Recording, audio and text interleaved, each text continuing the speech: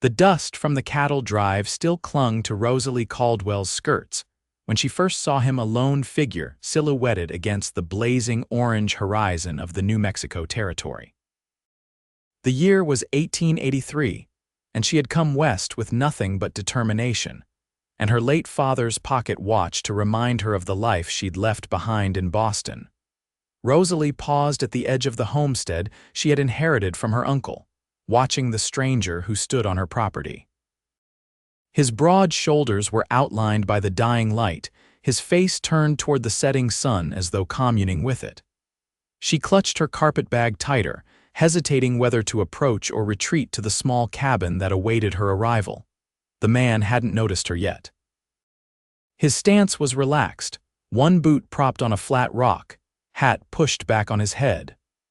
Rosalie had encountered plenty of dangerous men on her journey west, card sharks on the train, leering passengers on the stagecoach, and unsavory characters at every stop. But something about this man's solitary appreciation of the sunset made her curiosity outweigh her caution. She approached slowly, the tall prairie grass brushing against her already dust-stained traveling dress. When she was perhaps 20 paces away, the man sensed her presence and turned.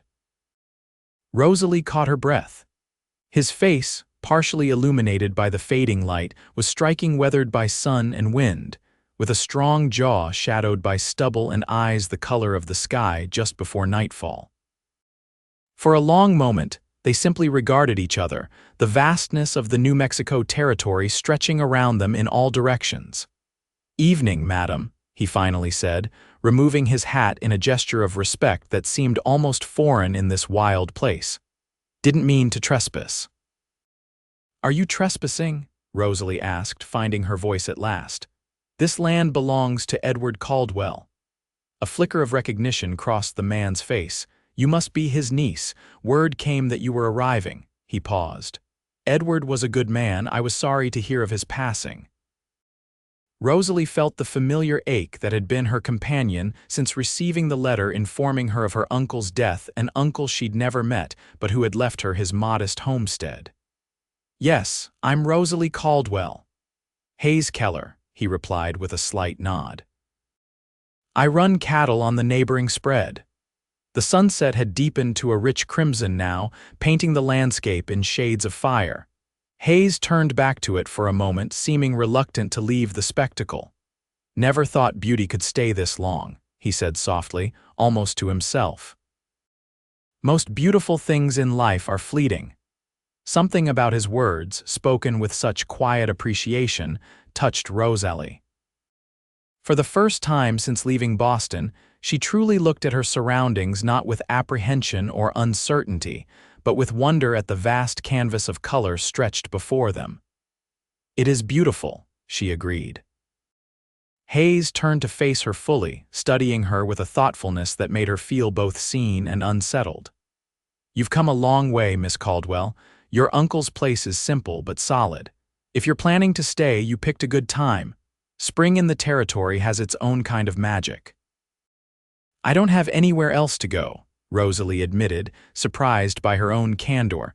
A ghost of a smile crossed Hayes's face. "Then welcome home, Miss Caldwell." Those simple words, "welcome home," stirred something inside Rosalie. This wasn't home, not yet, but for the first time since her father's death had left her alone and penniless in Boston, she felt a fragile tendril of hope take root. "Thank you, Mr. Keller." "Hayes," he corrected, then gestured toward a small cabin nestled in a grove of cottonwood trees a short distance away. "Your place. I've kept an eye on it since your uncle passed. Had my foreman bring over some supplies when we heard you were coming." Rosalie's throat tightened with unexpected emotion. "That was very kind." "Neighborly," Hayes said with a shrug. "Out here, that's sometimes the difference between surviving and not." The sun had nearly disappeared now, the brilliant colors fading to deep blues and purples. Hayes settled his hat back on his head and gestured toward her bag. "May I?" After a moment's hesitation, Rosalie handed over her carpetbag, then followed him toward the cabin that was now her home. As they walked, Hayes pointed out features of the land where the creek ran highest in spring, which distant mountains marked the territorial boundaries, the stands of juniper that provided the best shelter for game. The cabin itself was small but, as Hayes had said, solidly built. A narrow porch fronted the structure, with a single rocking chair placed to view the sunset. Inside, Rosalie found a main room with a stone fireplace, a rough-hewn table with 2 chairs, and simple furnishings.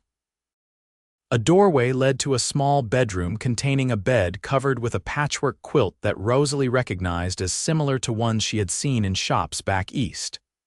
"Your uncle was no fancy man," Hayes explained, setting her bag down, "but he knew how to make things comfortable."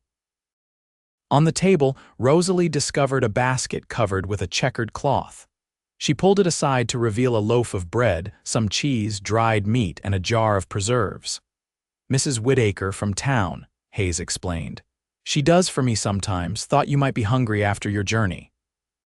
The simple kindness from a woman she had never met brought tears to Rosalie's eyes. She blinked them back quickly, unwilling to appear weak before this stranger who seemed to embody the frontier spirit she would need to adopt. "Please thank her for me," she said.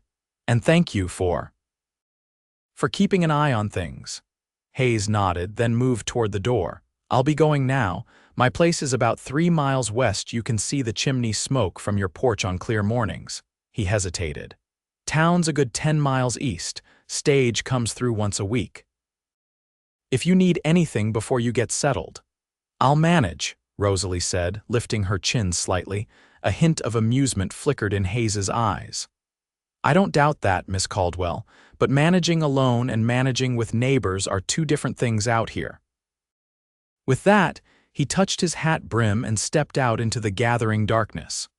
Rosalie moved to the doorway, watching as he untied a horse she hadn't noticed before a tall, dark gelding that stood patiently near the porch. Hayes swung easily into the saddle, raised a hand in farewell, and rode away, his figure soon swallowed by the night. Alone at last, Rosalie closed the door and leaned against it, surveying her new home.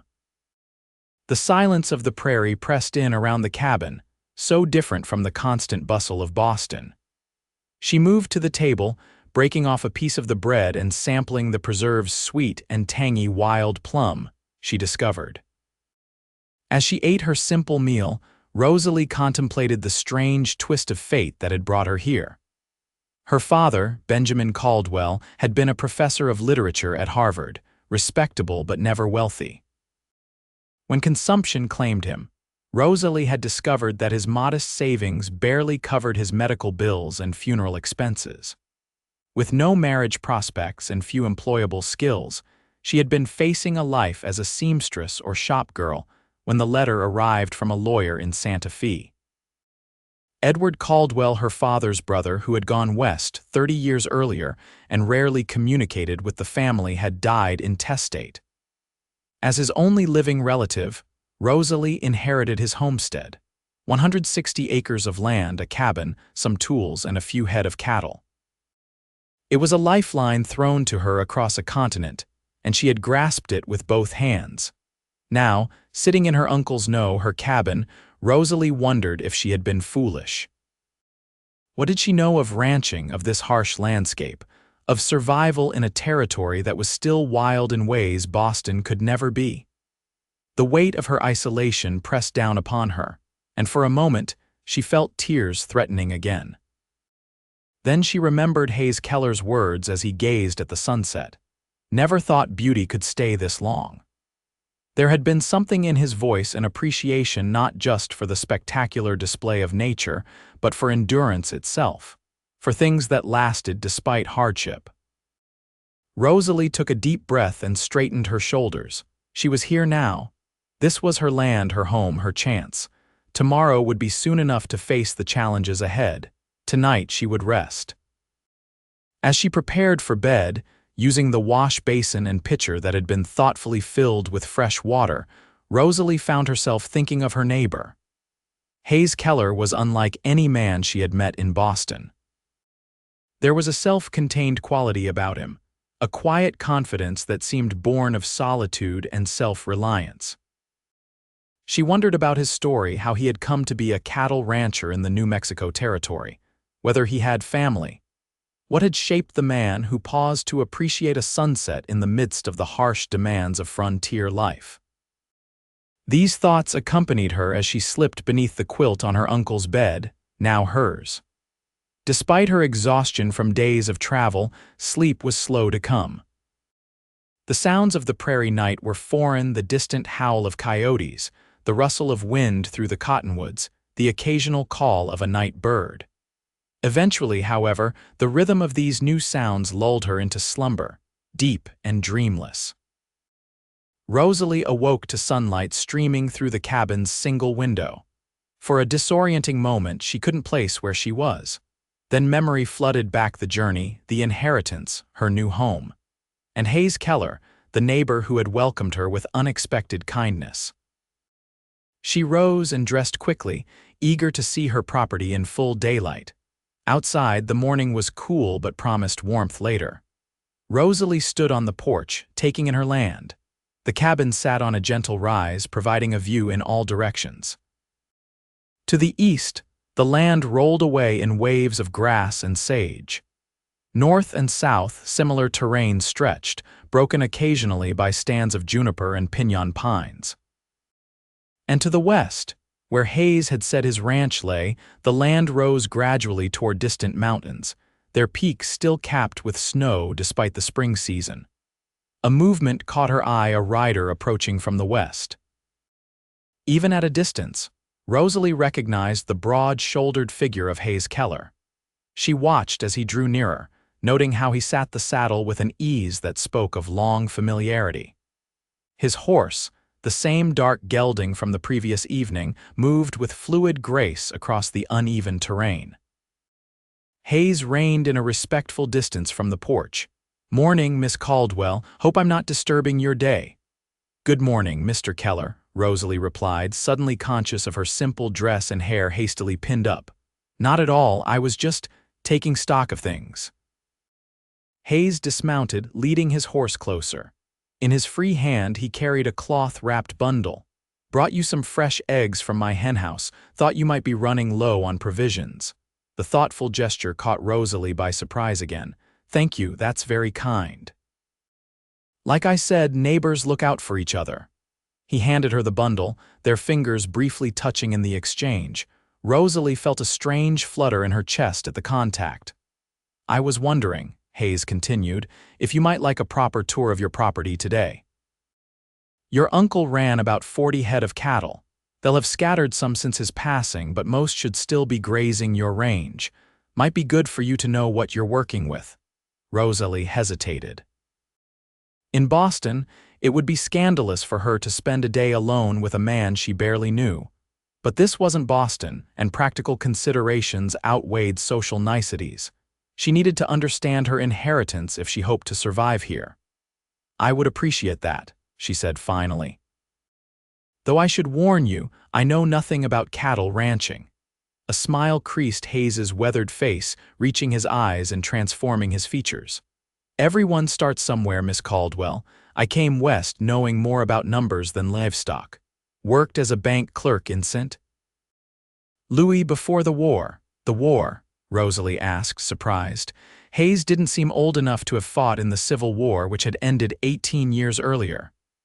"I was young," he said, correctly reading her thoughts. "Lied about my age to join up. Fought for the Union last 2 years of the conflict." A shadow passed over his face. "Came west afterward looking for something different." Rosalie nodded, understanding more than he might have expected.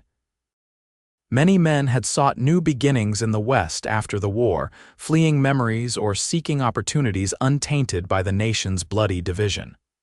"I'll saddle a horse for you," Hayes offered, changing the subject. "Your uncle kept a gentle mare. She should do for today."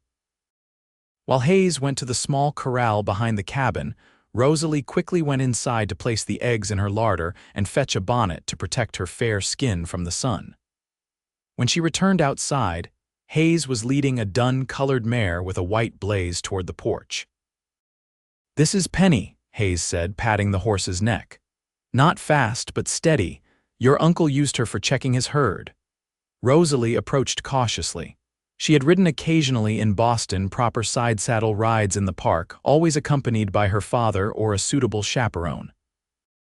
But the western saddle on Penny's back was different, designed for long days of practical work rather than genteel outings. Hayes must have noticed her uncertainty. "Have you ridden much, Miss Caldwell?" "Some," she admitted. "Though never like this." "Astride is safer out here," Hayes said matter-of-factly. "Gives you better control on rough terrain." He offered a hand to help her mount.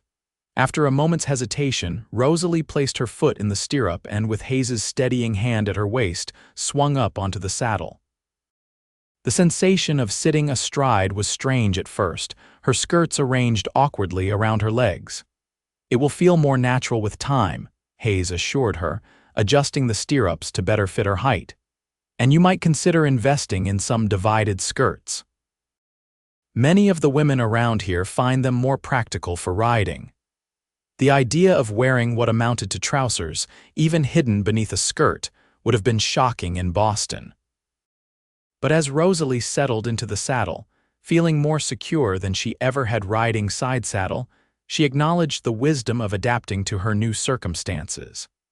Hayes mounted his own horse and led the way down from the cabin's rise toward the east, where a small creek wound through the property. As they rode, he pointed out landmarks and features of the land that Edward Caldwell had homesteaded 15 years earlier. "Your water rights are solid," Hayes explained as they paused by the creek. "That's crucial out here. This creek doesn't run year-round, but it's reliable through spring and early summer. Your uncle dug a stock pond over yonder," he gestured to the south, "that holds water longer into the dry season." Rosalie tried to absorb everything Hayes told her, asking questions when she didn't understand. He answered patiently, never making her feel foolish for her lack of knowledge. As the morning progressed, they located several small groups of cattle grazing across her land, sturdy animals with the Eck brand that had been her uncle's mark. About 30 head all told, Hayes estimated as they watched the last group, a half-dozen cows with young calves at their sides. "Not a fortune, but enough to build on if you're planning to stay." "Is there another option?" Rosalie asked. Hayes shrugged. "Some folks sell out when they inherit. Land in the territory is going for good prices these days with the railroad coming through." The thought of selling hadn't occurred to Rosalie.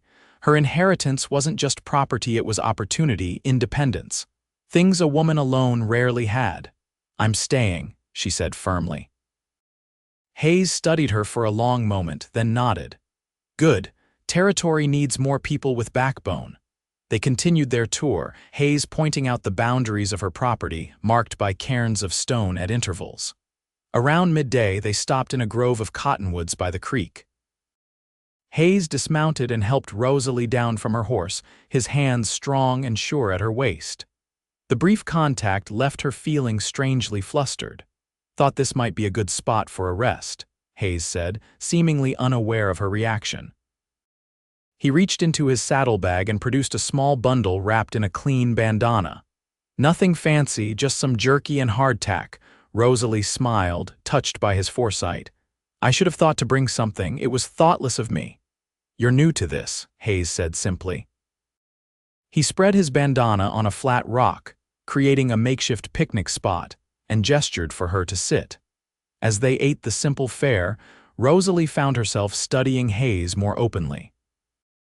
In the clear light of day, she could see that he was probably in his late 30s, with streaks of silver at his temples that contrasted with his otherwise dark hair. Lines around his eyes suggested both laughter and hardship. His hands were work-roughened but moved with unexpected grace. "How long have you been in the territory?" she asked, curious about the man who was, for now, her only acquaintance in this new life. "Coming on 15 years, Hayes replied. "Came through first in '68 working as a scout for a wagon train, liked what I saw and decided to stay. Worked on a few ranches, saved my money, then homesteaded my own place in '73. "And you've been alone all this time?" The question slipped out before Rosalie could consider its propriety. Hayes glanced at her, a flicker of something amusement, wariness crossing his features. Mostly. Had a partner for a while, James Foster. Good man. He took sick 3 years back, consumption, left me his share of the spread. Consumption, the same disease that had taken her father. Rosalie felt a pang of shared understanding. I'm sorry. My father died of consumption as well. Hayes nodded, a moment of silent acknowledgement passing between them. It's a cruel way to go. They finished their meal in companionable silence, listening to the gurgle of the creek and the rustle of leaves overhead. Rosalie felt strangely at peace, despite the uncertainty of her situation. There was something about Hayes Keller that inspired confidence, a steadiness, a reliability that she found reassuring. After they had eaten, Hayes showed her a small herd of her cattle grazing nearby. These are good stock, he explained. Your uncle was particular about his breeding. These will fetch a decent price at market. How do I get them to market? Rosalie asked, realizing how many practical questions she had yet to consider. Fall drive to Santa Fe, Hayes said. Usually a group of us smaller ranchers band together, safety in numbers. The idea of a cattle drive seemed impossibly foreign to Rosalie, something from the dime novels that had occasionally made their way to Boston booksellers. Yet here it was, a practical reality of her new life.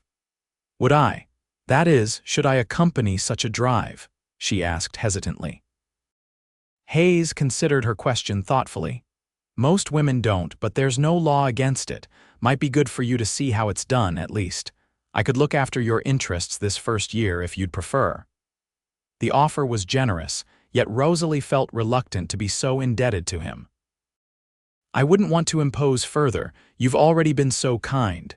It's not kindness, Miss Caldwell, it's business. I could take your cattle along with mine for a percentage of the sale. Standard arrangement out here. Put that way, the offer seemed more acceptable. Then I thank you for the business proposition, Mr. Keller. A smile tugged at the corner of his mouth.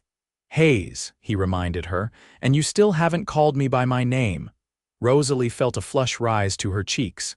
It hardly seems proper when we've just met. Propriety looks different out here, Hayes said, his voice gentle rather than challenging. But I respect your comfort, Miss Caldwell. Rosalie, she said impulsively, if I'm to be a cattle rancher in the New Mexico territory, perhaps I should adopt local customs.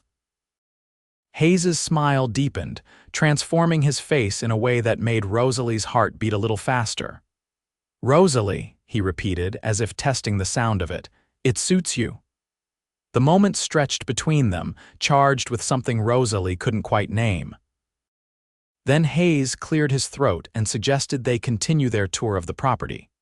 They rode throughout the afternoon, Hayes showing Rosalie the best grazing areas, where to find water in the dry months, which parts of her land might be suitable for growing hay to supplement winter feed. By the time they returned to the cabin, the sun was beginning its descent toward the horizon, painting the landscape in the same golden light that had illuminated their first meeting.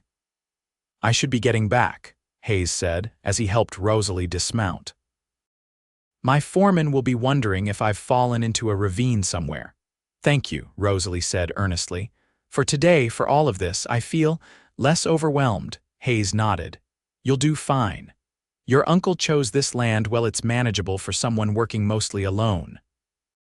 Is that what I'll be doing? Working alone? The prospect was daunting, for a while maybe, but you might consider hiring help eventually. There's usually cowpunchers looking for work. Hayes paused. Until then, I'm not far, and my men can lend a hand with the heavier work when needed.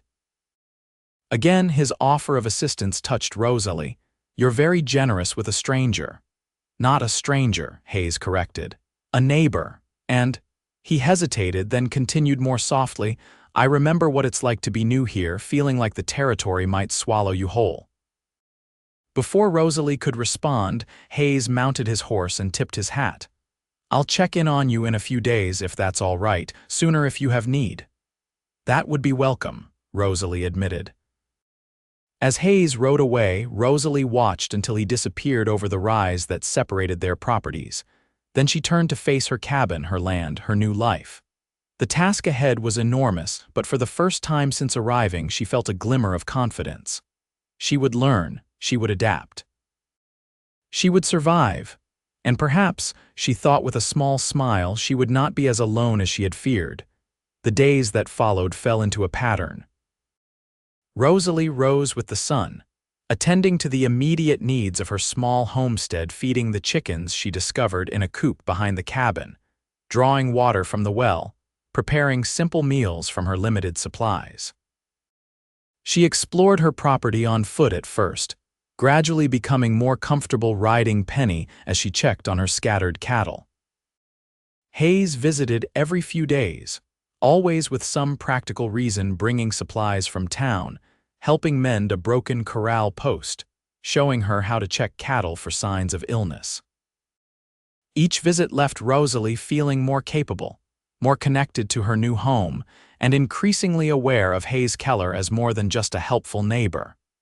There was a gentleness beneath his weathered exterior that intrigued her.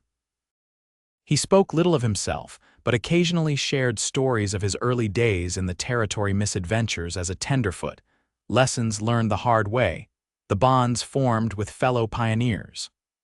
Rosalie found herself looking forward to his visits with an eagerness that both excited and concerned her. In Boston, she had received several marriage proposals, practical arrangements offered by men her father's age who wanted a decorative, well-educated wife to manage their households. She had rejected them all, preferring independence to loveless marriage. But Hayes stirred feelings she had never experienced with her Boston suitors, a flutter in her chest when he smiled, a warmth when their hands accidentally touched, a lingering awareness of his presence that remained long after he departed. A week after her arrival, Hayes invited Rosalie to ride into town with him for supplies. The prospect of meeting other settlers both appealed and intimidated her, but she accepted, recognizing the importance of establishing connections beyond her isolated homestead. The town of Cottonwood Springs was smaller than Rosalie had imagined, a single dusty street lined with a general store, saloon, blacksmith, small church, and a handful of other buildings. As they tied their horses at the hitching post outside the general store, Rosalie was conscious of curious glances from the few people on the street. Word travels fast in small towns, Hayes explained, noticing her discomfort. Everyone knows Edward Caldwell's niece has arrived from the east. Inside the store, the proprietor, a portly man with mutton chop whiskers who introduced himself as Hiram Porter, greeted them effusively. "Miss Caldwell, a pleasure to make your acquaintance at last. Your uncle was a valued customer." He pumped her hand enthusiastically. "We've all been curious about the young lady brave enough to take on a homestead alone." "Thank you, Mr. Porter," Rosalie replied, somewhat overwhelmed by his hearty welcome. "I'm still learning my way." "Couldn't ask for a better guide than Hayes Keller," Porter said with a significant look between them that made Rosalie blush. "He knows this territory better than most born to it." Hayes cleared his throat. "Miss Caldwell needs to stock her pantry, Hiram, and I've got a list from Mrs. Whitaker as well." As they gathered supplies, flour, coffee, sugar, salt, and other staples, more townspeople found reasons to visit the store. Each was introduced to Rosalie, who struggled to remember the names and connections. Mrs. Whitaker, Hayes's housekeeper, was a widow of about 50 with kind eyes and a no-nonsense manner. The blacksmith, Samuel Johnson, was a former slave who had come west after the war and established himself as an essential member of the community. The young doctor, Frederick Williams, had arrived just the previous year, bringing modern medical practices to the frontier settlement. "It's a small community," Hayes explained as they loaded their purchases into his wagon, "but good people mostly. They look out for their own." "Am I one of their own now?" Rosalie wondered aloud. Hayes glanced at her, his expression thoughtful. "You're Edward Caldwell's niece. That's a start. The rest, that comes with time, with putting down roots." On the ride back to her homestead, Rosalie contemplated the idea of roots. Her life in Boston had been uprooted by her father's death. Was she truly ready to plant herself in this harsh, beautiful land? As if reading her thoughts, Hayes spoke quietly. It gets under your skin, this place, the emptiness that isn't really empty at all, the skies that go on forever. The way the land changes with the light. Rosalie looked around at the landscape. Hayes described the golden grasslands, the distant purple mountains, the vast bowl of sky overhead. I can see why you stayed, she admitted. Wasn't just the land, Hayes said after a pause. It was the chance to build something that was mine, on my own terms, to measure myself against something real. He glanced at her. I suspect you understand that. She did surprisingly well. In Boston, her path had been predetermined: marriage to a suitable man, a life defined by social obligations and the narrow confines of proper feminine behavior. Here, despite the challenges, she could shape her own destiny. Yes, she said simply, I do understand. Something shifted between them in that moment, a recognition, perhaps, of shared values despite their different backgrounds. The rest of the journey passed in comfortable silence, broken only by Hayes occasionally pointing out features of the landscape or signs of wildlife. When they reached Rosalie's cabin, Hayes helped unload her supplies, carrying the heavier items inside for her. As he placed the last sack of flour on her table, he hesitated, seeming reluctant to leave. There's a gathering at the church Sunday after services, he said finally. Nothing formal, just folks bringing food, sharing news. Might be a good way for you to get acquainted with your neighbors. Are you inviting me, Mr. Keller? Rosalie asked, a teasing note in her voice that surprised even her. Hayes smiled, that transformative expression that made his weathered face handsome. I believe I am, Miss Caldwell. I'd be honored to escort you if you're amenable. The prospect of attending a social event with Hayes sent a thrill through Rosalie that she tried to temper with practicality. I'd like that, thank you, Hayes nodded, pleased. I'll call for you around 11 on Sunday then. He moved toward the door, then paused. Weather's set fair for tonight, might be another good sunset. With that, he departed, leaving Rosalie to wonder at the significance of his parting words. Was it simply an observation about the weather, or an invitation of sorts? As the afternoon waned, Rosalie found herself repeatedly glancing westward, watching the sun's gradual descent. When it began to sink toward the horizon, painting the sky in deepening shades of orange and pink, she made a decision. Pulling a shawl around her shoulders against the evening chill, she stepped onto her porch, and then, after a moment's hesitation, began walking toward the spot where she had first seen Hayes, the small rise that offered the best view of the sunset. As she crested the rise, her heart quickened. Hayes was there, standing much as he had been that first evening, his figure silhouetted against the blazing sky. He turned at her approach, and even in the fading light she could see his smile. I hoped you might come, he said simply. You did mention the sunset, Rosalie replied, moving to stand beside him. So I did.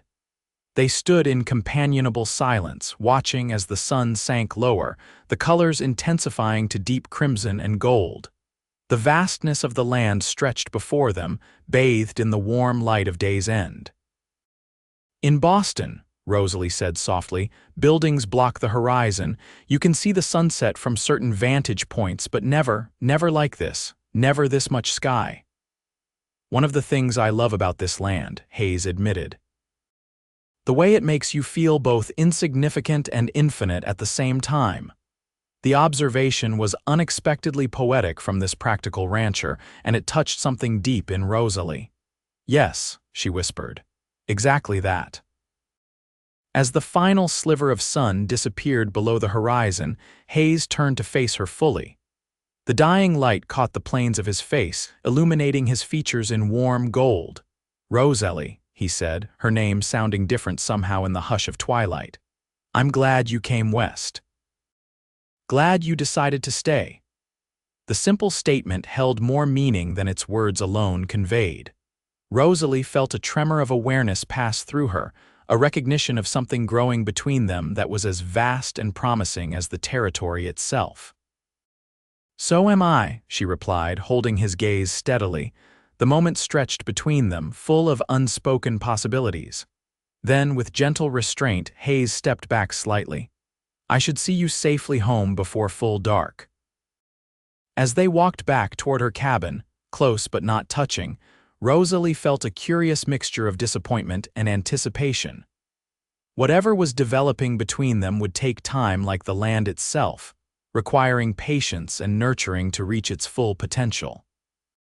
At her door, Hayes bid her goodnight with formal courtesy, though his eyes held warmth that belied the politeness of his words. As she watched him ride away, disappearing into the gathering darkness, Rosalie acknowledged to herself what she had been reluctant to admit. She was falling in love with Hayes Keller, this quiet cowboy who appreciated sunsets and spoke of infinity. The realization was both thrilling and terrifying. She had known him barely a week. She knew little of his past, his true character, his expectations. Yet something in her recognized something in him, a kindred spirit, perhaps, or simply a good man in a world where such men were rare treasures. That night, as Rosalie prepared for bed, she found herself humming softly a habit she had abandoned after her father's death. The simple melody filled the small cabin, a tangible expression of the hope that had taken root in her heart. Sunday dawned clear and warm, a perfect spring day in the territory. Rosalie woke early, both nervous and excited about the church gathering. She selected her best dress, a blue cotton with modest lace trim that had been considered plain in Boston but felt almost frivolous here. She arranged her hair carefully, pinning it in a style that was neat but not severe, and added her mother's cameo brooch as her only ornament. Hayes arrived precisely at 11, driving a polished buggy rather than riding horseback. He had dressed for the occasion as well, wearing a clean white shirt, dark vest, and string tie beneath his usual hat and riding coat. When Rosalie emerged from her cabin, she saw Hayes's expression change, a look of appreciation warming his eyes. "Miss Caldwell," he said, removing his hat, "you look lovely." "Thank you," she replied, feeling a blush rise to her cheeks. "You're quite dapper yourself, Mr. Keller." Hayes helped her into the buggy, his hand steady at her elbow. As they set off toward town, Rosalie found herself both eager and apprehensive about the social gathering ahead. In Boston, she had been comfortable with the rituals of society, knowing exactly what was expected in any given situation. Here, those rules might not apply, and she worried about making a favorable impression on the people who would be her neighbors. "Nervous?" Hayes asked, glancing at her. "A bit," Rosalie admitted. "I want them to like me," Hayes smiled. "They will, just be yourself." "And who is that exactly?" The question slipped out before she could stop it, a revealing glimpse of her own uncertainty as she navigated this transition in her life. Hayes considered her words thoughtfully. "The woman I've come to know is brave, adaptable, and not afraid of hard work. She's curious about the world around her and willing to learn. She appreciates beauty in unexpected places." He paused. "Those seem like fine qualities to me." His assessment touched Rosalie deeply. It wasn't flattery. Hayes didn't seem the type for empty compliments, but an honest appraisal that made her feel seen and valued. "Thank you," she said softly. They arrived at the small white clapboard church as services were ending. Congregants spilled out onto the lawn where tables had been set up beneath cottonwood trees. Women laid out dishes they had brought: fried chicken, corn bread, pies, and other homemade fare. Men gathered in small groups, discussing cattle prices and weather prospects. Hayes helped Rosalie down from the buggy, then offered his arm to escort her into the gathering. She was conscious of curious glances and whispered comments as they approached, but Hayes's steady presence beside her gave her confidence. Mrs. Whittaker was the first to greet them, bustling over with a warm smile. "Miss Caldwell, so pleased you could join us. Come, let me introduce you properly to everyone." The older woman led Rosalie through the crowd, making introductions to families Hayes had only briefly mentioned during their town visit. There were the Andersons, who ran the largest ranch in the area, The Garcias, whose small farm produced the best vegetables in 3 counties, the Wilsons, whose daughter taught at the one-room schoolhouse, and many others whose names and connections blurred together in Rosalie's mind. Everyone was polite, some genuinely welcoming, others merely curious about the Eastern lady who had inherited Edward Caldwell's modest spread. Rosalie answered questions about Boston, explained that, yes, she did intend to stay and work the ranch, and deflected gentle inquiries about her friendship with Hayes Keller with as much grace as she could muster. Throughout the afternoon, Hayes remained nearby, not hovering but available whenever Rosalie glanced his way. She noticed how others treated him with respect rather than familiarity, appreciative of his quiet competence, but perhaps not entirely comfortable with his reserved nature. He was, she realized, something of an outsider himself, despite his 15 years in the territory. As the gathering continued, Rosalie found herself drawn into a circle of women discussing practical matters: where to find the best fabric for hard-wearing clothes, how to preserve garden produce for winter, which remedies worked best for common ailments. She listened more than she spoke, absorbing information that would be valuable in the months ahead. "Your uncle was a good man," said Eleanor Anderson, wife of the prominent rancher. "Quiet like Hayes, but fair in his dealings. Folks respected him." "I wish I had known him," Rosalie replied honestly. "We never met. My father, his brother, seldom spoke of him." "They had a falling out, I believe," Eleanor said. "Edward mentioned it once after too much punch at Christmas some years back. Something about different views on the war and a woman they both fancied in their youth." This was news to Rosalie. Her father had simply said that Edward had gone west seeking adventure and fortune, cutting ties with his Eastern family in the process. The idea that there had been specific grievances, perhaps even rivalry, added dimension to the uncle she would never know. Did he? Was he happy here? Rosalie asked. Eleanor considered the question. Content, I'd say, not a man given to displays of happiness. But he seemed at peace with his choices. She glanced toward Hayes, who was conversing with her husband across the lawn, not unlike someone else we know. The comparison between her uncle and Hayes intrigued Rosalie. Both men had chosen solitude, had built lives on their own terms in this harsh landscape. What had driven them to such similar paths, and was Hayes truly content with his solitary existence, or might he be open to changes? As the afternoon waned, people began to disperse, loading empty dishes into wagons and gathering children who had spent the day playing among the cottonwoods. Hayes found Rosalie as she was thanking Mrs. Whittaker for her hospitality. "Ready to head back?" he asked. "I thought we might take a different route if you're not too tired.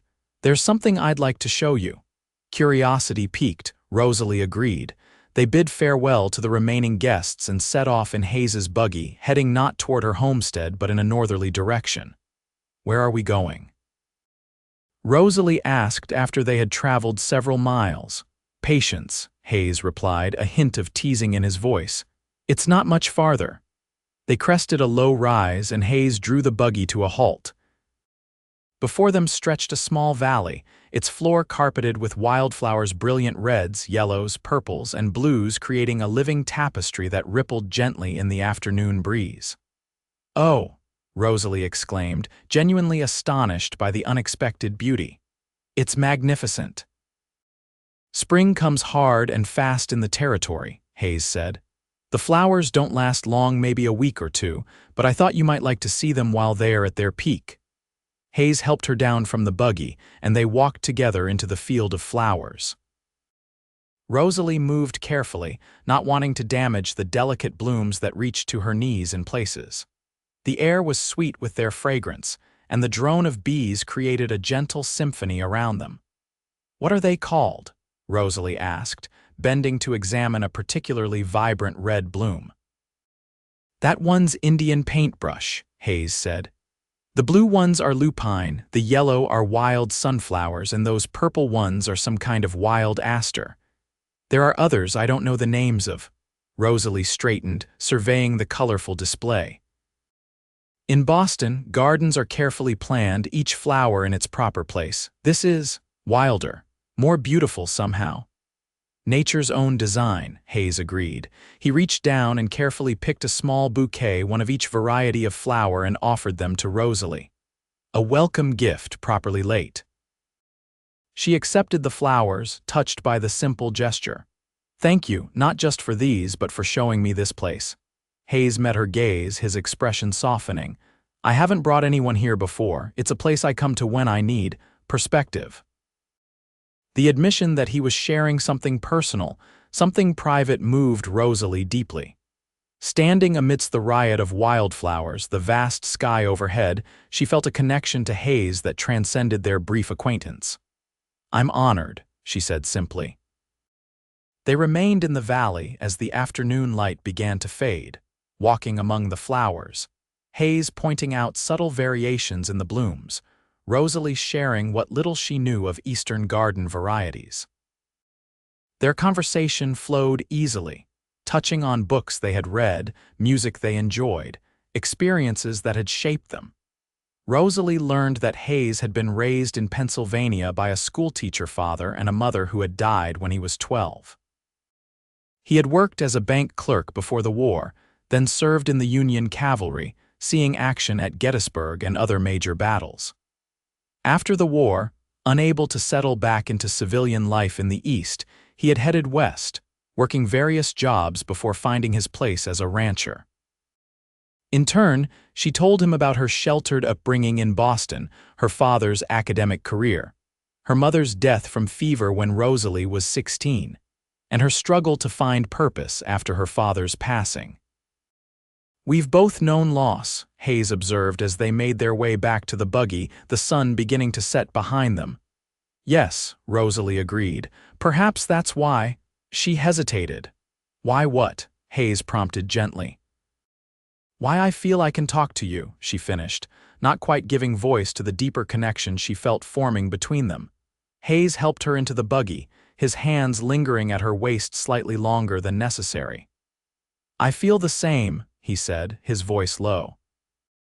The ride back to Rosalie's homestead was quiet, each lost in their own thoughts as twilight deepened around them.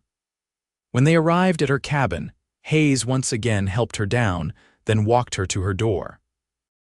Thank you for today, Rosalie said, still holding the wildflower bouquet he had given her. For the church gathering and especially for the valley, it was perfect. Hayes stood before her, his expression serious in the fading light. Rosalie, he began, then paused, seeming to choose his words carefully. I've enjoyed your company these past days, more than I expected to. The simple admission made Rosalie's heart beat faster. As have I, she replied. Hayes took a step closer, close enough that she could feel the warmth of him in the cooling evening air. I'd like to call on you, properly I mean, if that would be welcome. In Boston, calling properly meant formal visits, chaperoned conversations in the family parlor, a measured progression toward a potential engagement. Here, on the frontier, such conventions seemed both quaint and unnecessary. They had already spent days together, alone, in a way that would scandalize Boston society. Yet Hayes's respectful approach touched Rosalie. He was offering her choice, control over the pace and nature of their relationship. It was, in its way, more meaningful than any passionate declaration might have been. It would be very welcome, she said, meeting his gaze steadily. Hayes smiled, relief and pleasure evident in his expression. Slowly, giving her time to withdraw if she wished, he reached for her hand, raising it to his lips in a gesture that was both old-fashioned and deeply intimate. Until tomorrow, then, he said, his breath warm against her skin. Tomorrow, Rosalie echoed, reluctant to end the moment but knowing propriety, even frontier propriety, suggested it was time. Hayes released her hand and stepped back, replacing his hat. Sleep well, Rosalie. She watched him drive away, the sound of hooves and wheels gradually fading into the night. Inside her cabin, Rosalie placed the wildflowers in a mason jar filled with water, arranging them on her small table where they added a bright splash of color to the simple room. As she prepared for bed, Rosalie reflected on the warm welcome from most of the townspeople, the information she had gathered about her uncle, and most significantly, the time spent with Hayes in the Valley of Wildflowers. His formal request to court her had been unexpected but deeply pleasing. In the span of little more than a week, he had become central to her new life not just as a helpful neighbor, but as a man whose presence made her pulse quicken and whose rare smiles she treasured. Was it too soon to feel this way? Perhaps. But in this place where life was harder, more elemental, relationships seemed to develop with similar directness. There was less room for artifice or prolonged social games when survival itself required honesty and cooperation. That night, Rosalie dreamed of wildflowers and open skies, and a tall figure whose face she couldn't quite see but whose presence brought her comfort. The following weeks established a pattern to Rosalie's new life. Mornings were devoted to chores around the homestead, tending the chickens, working in the small vegetable garden she had discovered behind the cabin, learning to manage the essential tasks of survival.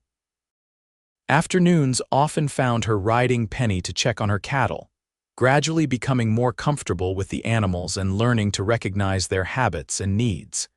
Hayes called regularly, sometimes bringing practical items from town, other times simply spending time with her.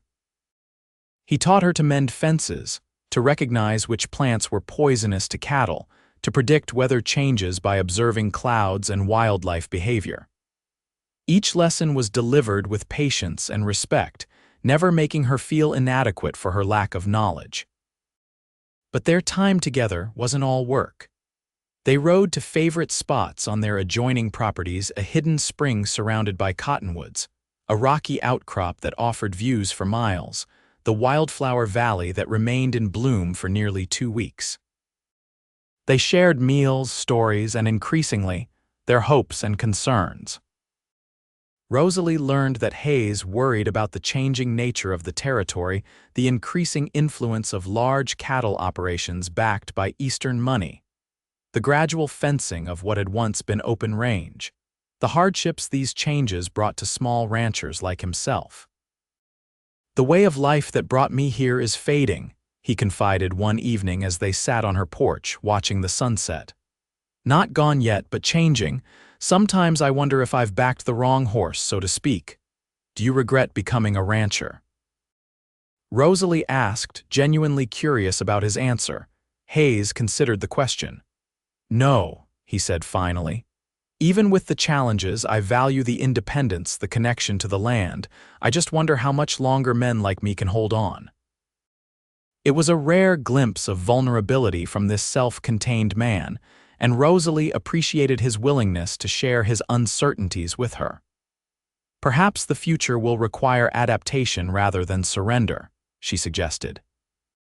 "My father used to say that those who thrive are rarely the strongest or the most intelligent, but the most responsive to change." Hayes smiled at that. "Your father sounds like a wise man." "He was," Rosalie agreed, a touch of sadness coloring her voice. "I think he would have liked you." The statement hung between them, weighted with implication. Hayes reached for her hand, enfolding it in his larger one. "I would have liked to meet the man who raised such a remarkable daughter." Their fingers intertwined, a simple but meaningful contact that sent warmth spreading through Rosalie. They sat in companionable silence as the sun completed its descent, neither feeling the need to fill the quiet with words. It was nearly dark when Hayes reluctantly rose to leave. At her door he paused, his expression serious in the fading light. "Rosalie," he said, his voice low. "May I kiss you good night?" The formal request, so at odds with the rough frontier setting yet so in keeping with Hayes's character, made Rosalie's heart flutter. "Yes," she whispered, "you may." Hayes stepped closer, one hand gently cupping her cheek. His touch was warm, slightly calloused from years of hard work, but infinitely tender. He lowered his head slowly, giving her every opportunity to reconsider, before his lips met hers in a kiss that was both gentle and thorough. Rosalie had been kissed before chaste pecks at Christmas parties, a stolen embrace at a summer dance that had left her more confused than moved. But Hayes's kiss was different, respectful yet deeply intimate, controlled yet hinting at powerful emotions held in check. She responded instinctively, her hand rising to rest against his chest, feeling his heartbeat strong and steady beneath her palm. When Hayes finally drew back, his eyes were darker, his breathing slightly uneven. "I should go," he said, his voice rougher than usual. "Must you?" The words surprised Rosalie as much as Hayes, whose eyebrows rose at her bold question. "If I stay longer," he said carefully, "I might forget to be a gentleman." The implication sent a thrill through Rosalie that was both frightening and exhilarating. In Boston, such an admission would have been scandalous. Here, with the vast night surrounding them and no one to judge but their own consciences, it felt honest rather than improper. "I understand," she said softly. "Good night, Hayes." He kissed her once more, briefly but with feeling, then departed. Rosalie watched until his figure disappeared into the darkness, her lips still tingling from his kiss, her mind filled with new and turbulent emotions. Inside her cabin, she moved to the small mirror hanging on the wall, studying her reflection in the lamplight. She looked different somehow, her cheeks flushed, her eyes bright, a new awareness in her expression. She was falling in love with Hayes. Keller perhaps had already fallen, and the realization was both wonderful and terrifying. What would come of it? Marriage, a life shared on this frontier. The prospect was both appealing and daunting. She had come west seeking independence, a chance to build a life on her own terms. Would joining her life with Hayes's enhance that independence or diminish it? And was Hayes himself ready for such a commitment, after 15 years of solitary living? These questions kept Rosalie awake long into the night, but they were not anxious thoughts. Rather, they were the natural considerations of a woman contemplating a significant change in her life, weighing possibilities with both heart and mind engaged. The following day brought unexpected challenges. Rosalie was checking her cattle in the eastern pasture when she noticed several animals showing signs of distress, lethargy, excessive salivation. Concerned, she rode closer to examine them, remembering what Hayes had taught her about common cattle ailments. The symptoms matched those of poison hemlock ingestion, a plant Hayes had specifically warned her about. Rosalie dismounted and searched the pasture, soon finding a patch of the toxic plant growing near the creek bank. Several of her cattle had clearly been grazing there, unaware of the danger. Panic threatened to overwhelm her. She had no idea how to treat poisoned cattle, and Hayes was away for the day, having mentioned he needed to ride to a neighboring ranch on business. The nearest neighbor in the other direction was miles away, and she wasn't confident she could find their homestead without getting lost. Taking a deep breath, Rosalie forced herself to think clearly. Hayes had mentioned that the town's doctor sometimes treated livestock as well as people. It was a long ride to Cottonwood Springs, but she saw no alternative. Mounting Penny, she urged the mare into a gallop, heading east toward town. The ride was grueling, nearly 2 hours of hard travel across rough terrain. By the time she reached Cottonwood Springs, both she and Penny were exhausted, covered in dust, and desperately thirsty. Rosalie drew curious stares as she rode down the main street, her hair coming loose from its pins, her dress disheveled from the hard ride. She reined in at the small building that served as Dr. Williams's office and clinic, dismounting stiffly. The young doctor was fortunately in, just finishing with a patient. His eyebrows rose at Rosalie's appearance, but he quickly ushered her inside when she explained her situation. "Poison hemlock can be fatal to cattle if not treated promptly, doctor." Williams confirmed, gathering supplies into a medical bag. "How many animals are affected?" "At least 5 that I could see," Rosalie replied anxiously. The doctor nodded. "I'll need to come out to your place. Can your mare make the return journey?" Rosalie glanced at Penny, noting the horse's heaving flanks and lathered neck. "I don't think so, not at any speed." We'll take my buggy then, Dr. Williams decided. Let your horse rest here. My housekeeper will see that she gets water and grain. The ride back to Rosalie's homestead seemed interminable, despite the doctor's faster horse and lighter buggy. She fretted about her cattle, wondering if they would survive, feeling responsible for not having cleared the hemlock from the pasture earlier. When they finally arrived, Dr. Williams worked efficiently, administering treatments to the affected animals and showing Rosalie how to continue care over the next several days. 3 of the cattle were severely ill, and the doctor was frank about their chances. They might pull through with proper care, but prepare yourself for losses, he advised. And clear that hemlock as soon as possible, pull it up by the roots and burn it, wearing gloves. Rosalie thanked him profusely, offering payment which he waved away. Just part of my duties out here, he said. Though I admit, most of my practice is with 2-legged patients.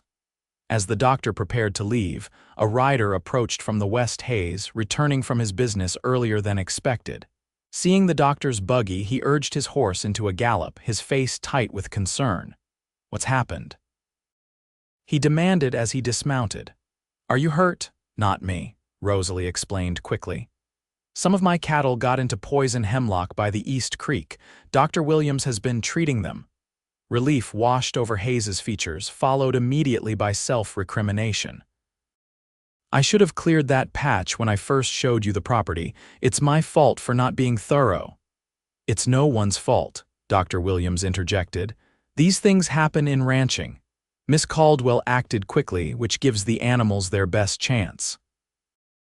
After the doctor departed, promising to check back in a few days, Hayes insisted on seeing the affected cattle.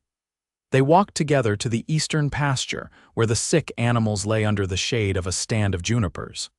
You rode all the way to town by yourself? Hayes asked as they observed the cattle. That's a hard journey. I didn't see an alternative, Rosalie replied, and Penny is a good horse. Hayes turned to her, his expression a mixture of concern and something deeper, pride perhaps, or admiration. You're becoming a true rancher, Rosalie Caldwell. The simple statement filled her with unexpected pleasure. She had come west seeking a new beginning, but until that moment, she hadn't fully believed in her ability to succeed in this harsh environment. I still have much to learn, she said modestly. As do we all, Hayes replied. But you faced a crisis alone and handled it with courage and good sense. That's the essence of frontier living. They spent the remainder of the day tending the sick cattle and clearing the poison hemlock from the pasture.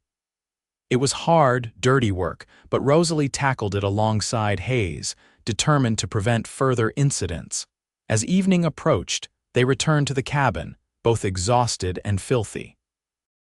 Hayes brought water from the well while Rosalie prepared a simple meal from her supplies.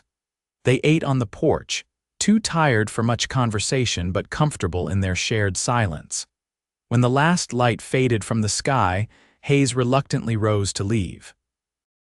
I'll come back tomorrow to check on the cattle, he promised. And to return Penny, I'll fetch her from town. Thank you, Rosalie said, gratitude in her voice for more than just the offer to retrieve her horse. For everything today. Hayes studied her in the dim light from the cabin's open door. You don't need to thank me. You would have managed without me. You already proved that. He stepped closer.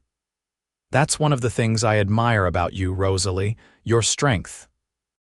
Before she could respond, he leaned down and kissed her, not the gentle, restrained kiss of their previous encounter, but something more urgent, more revealing of his feelings. His arms encircled her, drawing her against him, and Rosalie responded with equal fervor, her hands sliding up to his shoulders. When they finally parted, both were breathing heavily. Hayes rested his forehead against hers for a moment, eyes closed as if gathering himself. I should go, he said, his voice rough. Yes, Rosalie agreed, though everything in her wanted him to stay. Hayes stepped back reluctantly, his eyes never leaving hers. Tomorrow, he promised. Tomorrow, she echoed. As she watched him ride away, Rosalie acknowledged to herself that her feelings for Hayes Keller had deepened into something profound and undeniable.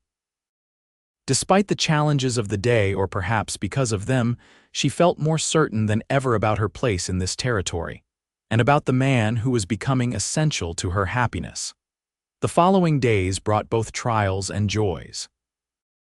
2 of Rosalie's cattle succumbed to the poison, despite her and Hayes's best efforts.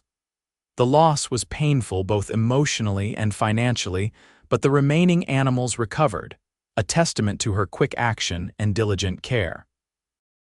Hayes was a constant presence, riding over each morning to help with the sick cattle and staying late into the evening. Their relationship deepened through this shared crisis, their conversations becoming more intimate, their physical awareness of each other more pronounced. One evening, as they sat together on her porch after a day of hard work, Hayes broached a subject they had both been circling. "Rosalie," he began, his voice serious, "I need to speak plainly. These past weeks, getting to know you, spending time with you, they've changed me. Changed how I see my future." Rosalie's heart quickened. "How so?" Hayes took her hand, his thumb tracing gentle patterns across her skin. "For 15 years, I've been content with solitude, built my ranch, lived by my own rules, answered to no one but myself." He paused.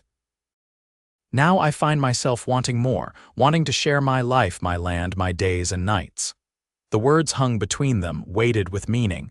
Rosalie waited, sensing there was more he needed to say. "I'm not a man who speaks easily of feelings," Hayes continued. "But I believe you know what I'm trying to say, what I'm asking." "Ask me," Rosalie said softly, needing to hear the words. Hayes met her gaze directly. "I'm asking if you might consider joining your life with mine, becoming my wife." Though she had anticipated the proposal, the reality of it still took her breath away. "Hayes," she began, then faltered, overwhelmed by the magnitude of the decision before her. "You don't need to answer now," he said quickly. "I understand this is sudden. You came west seeking independence, not marriage. I respect that." "It's not that," Rosalie assured him. "It's just, so much has changed so quickly. 2 months ago I was in Boston with no concept of this life, this place. You," Hayes nodded, his expression patient. "Take whatever time you need." "My feelings won't change." Rosalie squeezed his hand, grateful for his understanding. "Thank you, but I don't need a great deal of time, just perhaps a few days to be certain I'm making this decision with clear eyes." "That's fair," Hayes agreed, bringing her hand to his lips in what had become a familiar gesture between them. "I want you to be certain. This life isn't easy, beautiful, yes, rewarding in its way, but never easy." "I've come to understand that," Rosalie said. "And I've come to value the challenges as much as the rewards. They reveal what we're truly made of." Hayes smiled, that transformative expression that never failed to warm her. "You continue to surprise me, Rosalie Caldwell." The days that followed were filled with quiet reflection for Rosalie. She rode her property alone, thinking about the dramatic changes in her life since coming west. She had arrived a sheltered Boston lady with vague notions of independence. Now she was a working rancher, making decisions that affected her livelihood and future. And she was in love with Hayes Keller deeply, irrevocably in love with this quiet, thoughtful man who had welcomed her to the territory and shown her its beauty and challenges with equal honesty. Marriage would change her circumstances again, joining her modest ranch with Hayes's larger operation, combining their lives and futures. Would she lose the independence she had begun to cherish, or would partnership with Hayes enhance it? As Rosalie considered these questions, she realized that Hayes himself had provided the answer through his actions. He had never sought to control her decisions or diminish her capabilities. Instead, he had shared his knowledge freely, encouraged her growing skills, respected her choices even when they differed from what he might have done. He had proposed not out of desire to possess or protect her, but from genuine love and respect for the woman she was becoming. 3 days after Hayes's proposal, Rosalie rode to his ranch unannounced. She had never visited his home before, though he had described it to her a larger cabin than hers, built by his own hands and expanded over the years, with a barn, corrals, and outbuildings that spoke of 15 years of steady work. As she approached, she saw Hayes in one of the corrals, working with a young horse. He didn't notice her immediately, focused on his task, and Rosalie took the opportunity to observe him the confident way he moved, the gentle firmness with which he handled the nervous colt, the patience evident in every gesture. When he finally spotted her, Hayes's face registered surprise followed by pleasure. He finished with the colt, turning it out into a larger paddock, then walked to meet her as she dismounted. "Rosalie," he said, removing his gloves, "this is unexpected." "I hope I'm not intruding," she replied, suddenly nervous. "Never," Hayes assured her. "Would you like to see the place?" Rosalie nodded, and Hayes gave her a tour of his ranch, the comfortable cabin with its stone fireplace and well-crafted furniture, the barn where he showed her a new foal born just days earlier, the vegetable garden tended by Mrs. Whitaker, who greeted Rosalie warmly before tactfully finding errands in town. Throughout the tour, Rosalie noted the care evident in every aspect of Hayes's home. Like the man himself, it was unpretentious but solid, built with attention to both function and comfort. After the tour, Hayes led her to a shaded porch where a table and chairs offered a view across his land to the distant mountains. Mrs. Whitaker had left coffee and fresh baked biscuits, which Hayes served with the ease of a man accustomed to caring for himself and others. "Your home is lovely," Rosalie said sincerely. "You've built something wonderful here." "Thank you," Hayes replied. "It's taken time and it's still a work in progress." He paused, studying her. "But I suspect you didn't ride over just to see my ranch." Rosalie smiled at his directness. "No, I didn't." She took a deep breath. "I've been thinking about your proposal." Hayes set down his coffee cup, giving her his full attention. And I've realized something important," Rosalie continued. "When I came west, I was seeking independence, a life where I made my own choices, stood on my own feet. I thought that meant I needed to be alone, to prove I could manage without help or companionship." She reached across the table, taking Hayes's hand. "But true independence isn't about isolation. It's about choosing one's path freely with open eyes. And I choose you, Hayes Keller. If your offer still stands, I would be honored to become your wife." The joy that transformed Hayes's features was answer enough, but he rose from his chair, drawing Rosalie to her feet and into his arms. "The honor is mine," he said, his voice thick with emotion. "I love you, Rosalie Caldwell." "And I love you," she replied, the words feeling both momentous and entirely natural. His kiss was tender at first, then deepening with shared passion that spoke of the future they would build together. When they finally parted, Hayes kept her close, his forehead resting against hers. "When?" he asked simply. "Soon," Rosalie replied. "I see no reason to wait," Hayes smiled. "Nor do I, though there will be arrangements to make, preparations." "Nothing elaborate," Rosalie assured him. "A simple ceremony with the people who have welcomed me to this community." They decided on a date 3 weeks hence, time enough for necessary preparations, but not so long as to seem an unnecessary delay. Hayes rode with Rosalie back to her cabin, both of them discussing plans for their future, how they would combine their ranches, which improvements to make to her cabin, which they decided to keep as a line camp for the expanded operation, how to announce their engagement to the community. As they approached her homestead, the sun was beginning its descent toward the horizon, painting the landscape in the golden hues that had framed their first meeting. "Look," Hayes said, gesturing toward the western sky. "Another spectacular sunset." They stopped, dismounting to watch the daily miracle unfold, the gradual transformation of light, the deepening colors, the vast canvas of sky that had become a cherished aspect of Rosalie's new life. "I remember the first time I saw you," Rosalie said softly. "Standing just about here, watching the sunset as if communing with it." Hayes smiled, drawing her close against his side. "I remember thinking you were a mirage at first, this elegant Eastern lady suddenly appearing in my solitary world. What did you think when you realized I was real?" Rosalie asked, curious about his first impression. Hayes considered the question. I thought you looked brave but overwhelmed, out of place yet somehow, meant to be here. He paused. And beautiful, I definitely thought you were beautiful. Rosalie laughed softly.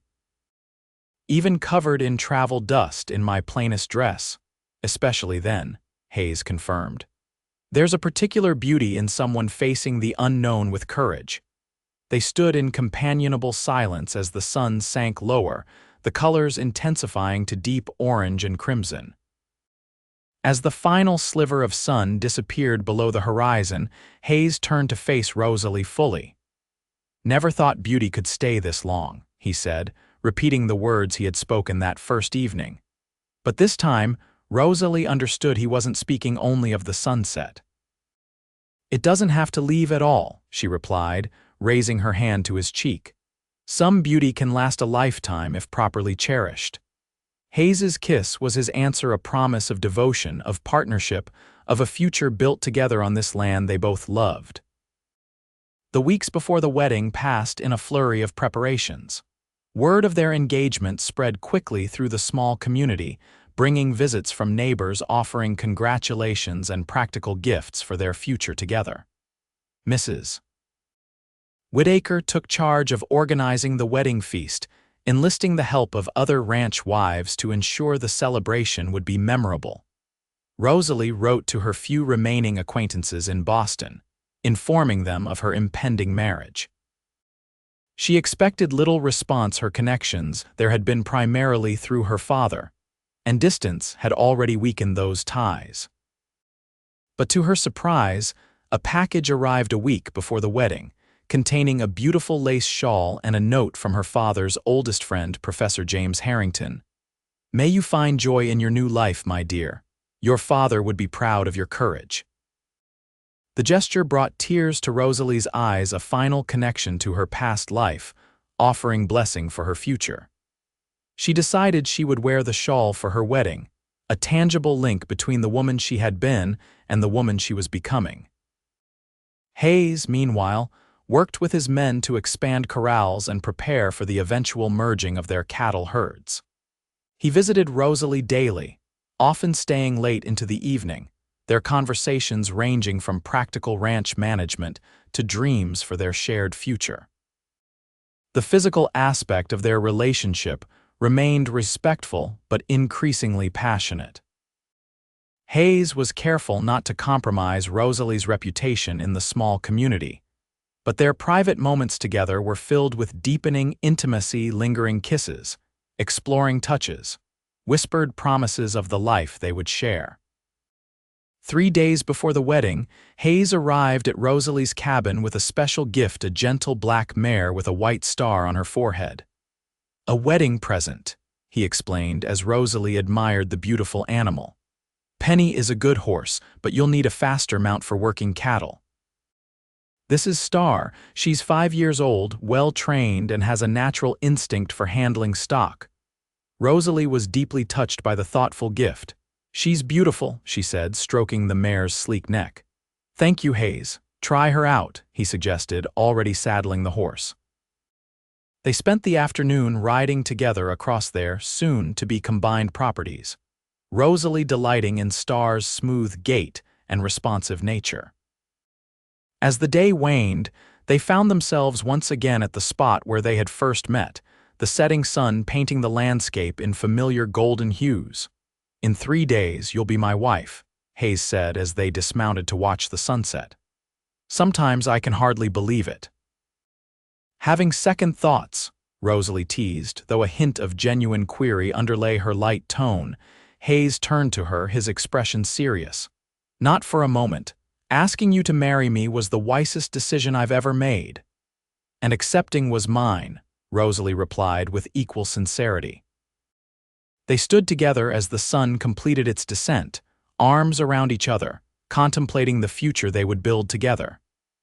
As twilight deepened around them, Hayes kissed Rosalie with a tenderness that spoke volumes about his feelings for her. 3 more days, he murmured against her lips. 3 more days, she echoed, a promise and a celebration.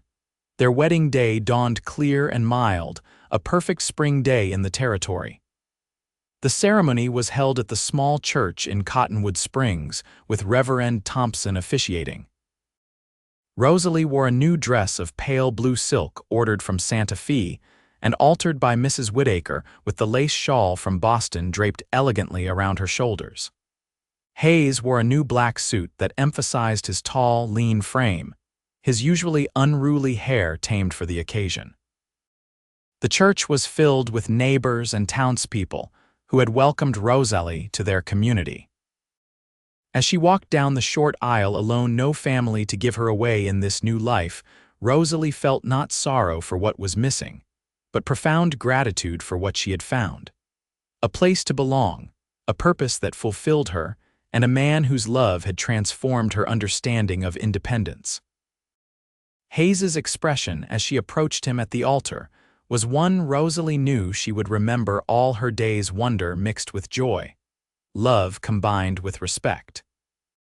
His hands were steady as they exchanged vows and rings, his voice clear and certain as he promised to love, honor, and cherish her all the days of his life.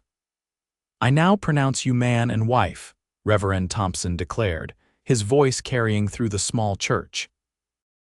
"What God has joined together, let no man put asunder."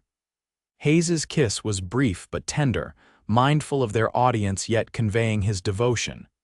As they turned to face the congregation as husband and wife, Rosalie felt a sense of rightness that transcended her expectations. This was where she belonged beside this good man, in this wild, beautiful land that had become her home. The celebration afterward was joyous and unpretentious, a feast served on tables set up under the cottonwood trees behind the church, music provided by local fiddle players, dancing that continued well into the evening. Hayes and Rosalie moved through the gathering together, accepting congratulations and well wishes, sharing their happiness with the community that had brought them together. As sunset approached their special time, Hayes drew Rosalie away from the celebration toward a small rise that offered a view of the western sky. They stood together, arms around each other, watching as the sun began its descent. "Mrs. Keller," Hayes said, testing the sound of her new name. "How does it feel?" Rosalie smiled up at him, her heart full. "Like coming home," she replied simply. Hayes bent to kiss her, a kiss deeper and more passionate than the one they had shared in church, a husband's kiss, promising all that would come later that night and in the years ahead. "Never thought beauty could stay this long," he murmured against her lips, repeating the words that had marked the beginning of their journey together. "But you proved me wrong, Rosalie. You showed me that some beauty only grows stronger with time." Rosalie leaned into his embrace, watching as the sun painted the sky in brilliant hues of orange and gold. "And we have all the time in the world," she whispered, a promise to the man who had helped her find not just a new home, but her truest self in this wild, beautiful land. As the final sliver of sun disappeared below the horizon, they turned back toward their wedding celebration, toward their waiting friends, toward the beginning of their shared life. Hand in hand, they walked into the gathering twilight, not as solitary figures against the vastness of the territory, but as partners facing whatever the future might bring together. 10 years later, Rosalie stood on the porch of their expanded ranch house, watching her husband approach on horseback, their 8-year-old son riding proudly beside him on his own pony. The Keller ranch had prospered in the decades since their marriage, growing from their combined properties into one of the more successful operations in the area. They now ran over 300 head of cattle, employed several full-time cowboys, and had added significant improvements to the main ranch house and outbuildings. More precious than material success, however, was the family they had built together. Thomas, their firstborn, had his father's quiet thoughtfulness and his mother's curiosity about the world. 7-year-old Emma, currently helping Mrs. Whittaker in the kitchen, combined Hayes's practicality with Rosalie's love of beauty. And little Catherine, just 3, napped inside, dreaming whatever sweet dreams occupy the minds of children secure in their parents' love. As Hayes dismounted and lifted Thomas down from his pony, Rosalie smiled at the tableau they presented her husband, now in his late 40s with silver liberally streaking his dark hair, still straight-backed and strong. Her son, growing tall and confident under his father's guidance, his face alight with the excitement of their day's adventures. "Mama," Thomas called, running toward her.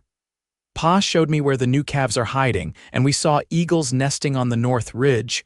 What a wonderful day you've had," Rosalie replied, smoothing his wind-blown hair. "Go wash up now. Mrs. Whittaker says dinner will be ready soon." As Thomas dashed inside, Hayes approached more sedately, his smile warming as he reached his wife. 10 years of marriage had not diminished the joy he felt at the sight of her, now in her early 30s and, to his eyes, more beautiful than ever. Successful expedition. Rosalie asked as Hayes leaned in to kiss her cheek. "Very," he confirmed. "The boy has a good eye for cattle, spotted a heifer that had separated from the herd before I did." Pride colored his voice, and Rosalie squeezed his hand in understanding. Hayes was a devoted father, patient and encouraging with all their children, but Thomas was his first son, his legacy in a very tangible sense. "Emma helped me plant the kitchen garden today," Rosalie reported. "She's developing quite a knack for growing things." Their partnership had deepened over the years, each contributing their strengths to their shared enterprise. Hayes managed the cattle operation and land improvements, while Rosalie oversaw the household, garden, and poultry, as well as maintaining the ranch accounts with the precision she had inherited from her professor father. But they consulted each other on all significant decisions, respecting each other's judgment and expertise. "The Wilsons are joining us for dinner," Rosalie reminded him as they entered the house together. "Robert mentioned wanting to discuss the new irrigation system you've implemented." "I remember," Hayes assured her, heading toward their bedroom to change from his work clothes. "Though I suspect Mary is more interested in discussing the school board vacancy with you." Rosalie smiled at his perception. Their neighbor's dual purpose in visiting was typical of frontier life, where social calls often combined community business with friendship. Over the years, Rosalie had become increasingly involved in local affairs, particularly education. With Thomas already attending the one-room schoolhouse in town and Emma set to join him in the fall, Rosalie's interest was both personal and communal. The evening that followed exemplified the life they had built together, a comfortable home filled with family and friends. Conversation that ranged from practical ranching concerns to broader issues affecting the territory, now on the verge of statehood. Children's voices providing counterpoint to adult discussions. The Keller home had become a center of community life, known for its hospitality and the thoughtful engagement of its owners. Later, after their guests had departed and the children were settled in bed, Hayes and Rosalie sat on their porch in what had become a nightly ritual, watching the sunset together, taking a few quiet moments to connect amidst the busy demands of ranch life. "I received a letter from Boston today," Rosalie mentioned as they watched the sky begin to change color. "Professor Harrington has finally retired from Harvard. He's considering visiting us next summer." "I'd like to meet him," Hayes said, his fingers idly stroking his wife's hand where it rested on the arm of her chair. "He's the last connection to your father, isn't he?" Rosalie nodded, "and one of the few people who supported my decision to come west." She smiled reflectively. "He'll hardly recognize me now, ranch wife and mother of 3, active in community affairs, comfortable on horseback." "Happier?" Hayes asked, genuinely curious about her assessment of the dramatic changes in her life. "Infinitely," Rosalie replied without hesitation. "I came west seeking independence but found something better: partnership, purpose, a place where I truly belong." Hayes raised her hand to his lips, a gesture that had never lost its power to touch her heart. "I found the same," he said simply. "After 15 years of solitude, I didn't think I needed anyone else. You proved me wrong." The sun was sinking lower now, the familiar golden light spreading across their land they had worked together, improved together, cherished together. Their cattle grazed peacefully in the distance, tangible evidence of their successful partnership. "You ever regret it?" Hayes asked, a rare moment of vulnerability from this strong, self-contained man. "Choosing this life, this place? Me." Rosalie turned to him, surprised by the question after 10 years of happy marriage. "Never," she said firmly, "not for a single moment." Relief and love mingled in Hayes's expression. "Nor I," he assured her.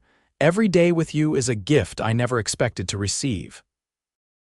As the sun completed its descent, painting the sky in spectacular shades of orange and crimson, Hayes drew Rosalie from her chair into his lap, holding her close against the evening's cooling air. "Never thought beauty could stay this long," he murmured, repeating the words that had marked the beginning of their journey together a decade earlier. "But it has. It grows stronger every day."